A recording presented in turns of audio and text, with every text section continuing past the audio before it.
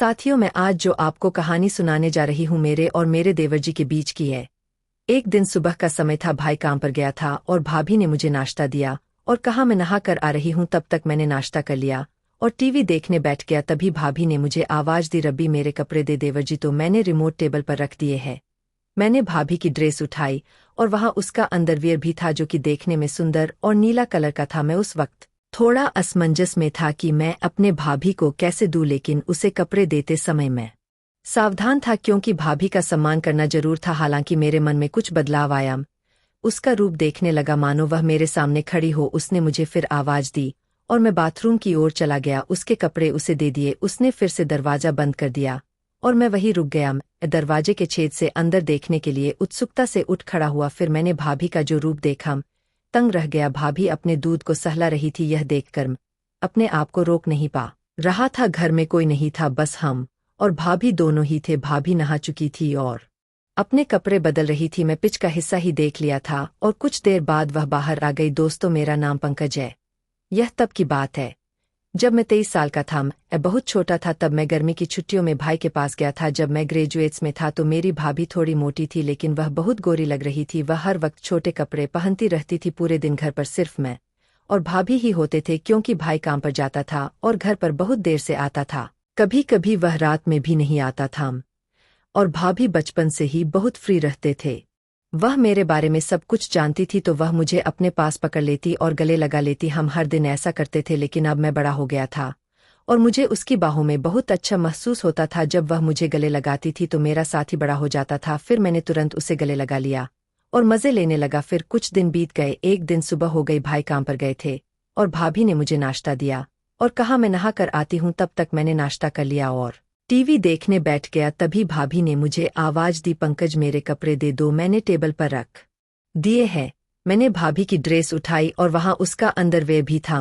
उस वक्त थोड़ा असमंजस में था, लेकिन उसे कपड़े देते समय मैं सावधान था क्योंकि भाभी का सम्मान करना जरूरी था। हालांकि मेरे मन में कुछ आया था। उसका रूप देखने लगा मानो वह मेरे सामने खड़ी हो। उसने मुझे वापस बुलाया और मैं बाथरूम की ओर चला गया। उसके कपड़े उसे दे दिए। उसने फिर बाथरूम का दरवाजा बंद कर दिया। कुछ क्षण बाद वह बाहर आई और मुझसे बोली, पंकज तुम भी नहा लो। मैं तुरंत वहां से निकला और नहाने लगा। अंदर भाभी का अंडरवियर लटका हुआ था। मैंने उसे हाथ में ले लिया और उसकी महक में खो गया। नहाने के बाद कमर पर तौलिया लपेटकर बाहर आया और बोला, भाभी मेरे कपड़े दे दो। भाभी ने मुझे कपड़े दिए और मैं जल्दी से कपड़े पहनकर तैयार होकर किचन में चला गया। भाई काम पर जा रहे थे। भाभी रसोई में दोपहर का खाना बना रही थी। जब मैं वहां पहुंचा तो उसने मुझे गले लगा लिया। उस वक्त उसके करीब रहकर खुश था। मेरे मन में कहीं ना कहीं ऐसा होने लगा। मैंने उससे पूछा, भाभी जी क्या कोई मदद कर सकता हूँ? उसने उत्तर दिया, नहीं, तुम यहीं चुपचाप बैठे रहो। फिर वह बातें करती हंसती रहती और खाना बनाती। दोपहर के भोजन के बाद हम बिस्तर पर चले गए। भाभी चादर ओढ़ कर सो गई और बोली, पंकज तुम भी मेरे साथ सो जाओ, मैं आज बहुत थक गई हूँ। उसकी आवाज में कुछ खास था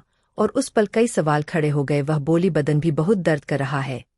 मैंने तुरंत भाभी से पूछा, क्या मैं आपके शरीर को दबा सकता हूँ अगर आपको कोई दिक्कत नहीं है?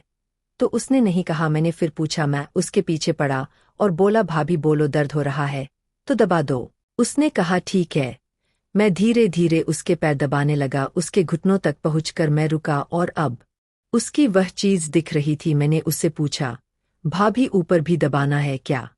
तो वह बोली, हाँ दबाओ, मुझे आराम मिलेगा। धीरे धीरे मैंने उसके कपड़े ऊपर उठाए और मैं उसका आकार देख सका। उस दृश्य को देखकर मुझे एक अलग ही अनुभव हुआ। उसी पल मेरा ध्यान उस चीज पर रुक गया और मैं पूरी तरह से भ्रमित था। पंकज अब रुको, अभी तुम्हारे पैर दबाती हूँ, तुम्हारे भी पैर दर्द कर रहे होंगे। वह मेरे पैर दबाने लगी और उसके नाजुक हाथों के स्पर्श से मुझे बहुत अच्छा महसूस हो रहा था। उसने मेरे पैरों को दबाते हुए मुझे आराम दिया और मेरे औजार को खड़ा करके चूसने लगी, जिससे मेरा पानी निकल गया। फिर हम वहीं सो गए। अब मुझे थोड़ा बेहतर महसूस हुआ। फिर भी मैंने उनसे पूछा कि भाभी क्या मैं आपको गले लगा सकता हूँ? भाभी ने मुस्कुराते हुए जवाब दिया, क्यों नहीं लगाओ, तुम ऐसे क्यों पूछते हो, हम दोस्त हैं।